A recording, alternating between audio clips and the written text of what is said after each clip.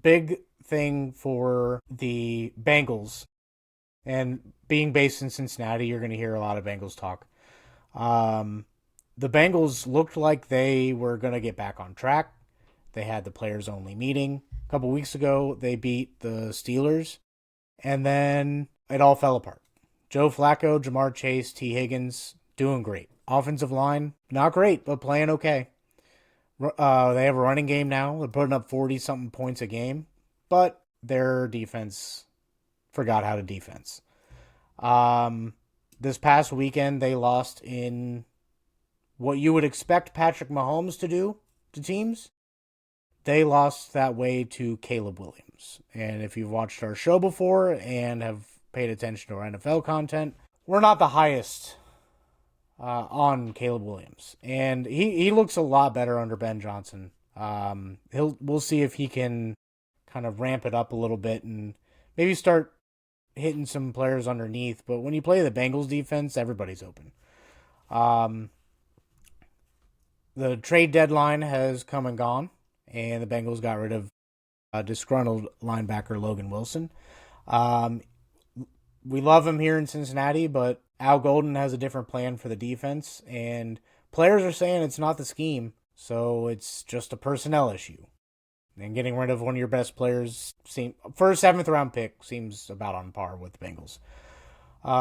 We have Josh Allen beating Patrick Mahomes. That was pretty nice to see. I think one of the better points in the season was seeing that Josh Allen finally got the best of Patrick Mahomes. The Chiefs do not look the same. You can chalk them into the Super Bowl all you want. They may win the AFC. I think that's still a little bit of a stretch, but I think that this dynasty is getting ripped down to the studs soon, and I think it's Josh Allen's turn to represent the AFC. I think the Buffalo Bills can make it to the Super Bowl. They keep winning. They keep winning big games.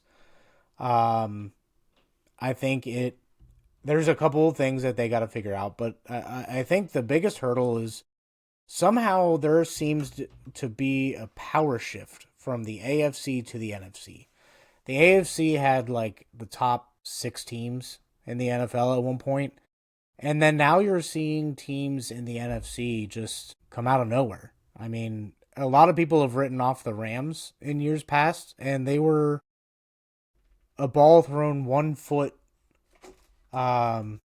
shorter from beating the Eagles. Yes, this is my cat. My door did not close all the way, so you may see some animals in here today. I think that everything's still got to go through Philly. No matter how much Jerry Jones actually ended up bringing in, I think getting 2 defensive tackles, okay, whatever. You still don't have an edge rusher, so that's a big thing. But now you have Logan Wilson behind the line to make a bunch of tackles. Maybe that calms down some of the secondary, but it's not looking great for that defense still. They still got a ways to go. The Eagles, though, they still keep beefing things up. And look at the Colts. Colts trading for Sauce Gardner is something that we wouldn't have seen under Jim Irsay. Rest in peace. But his daughter is all his daughters are running this team really well. I think being ballsy like that and going out and getting a guy like Sauce can really change the way this franchise goes. At the beginning of the season, everyone was like, "Oh, Daniel Jones, he's gonna do what he did in New York. Just now he's in the Midwest, so now he'll be lost." No, Daniel Jones is balled out. And then you add in a pretty good defensive scheme with Lou Anarumo. Now you get Sauce Gardner in there. Colts are in win now mode. Jonathan Taylor is in the running, no pun intended, for an MVP. And you still got some stud receivers. You got Tyler Warren being Tyler Warren. I think you can look for the Colts to start making some noise.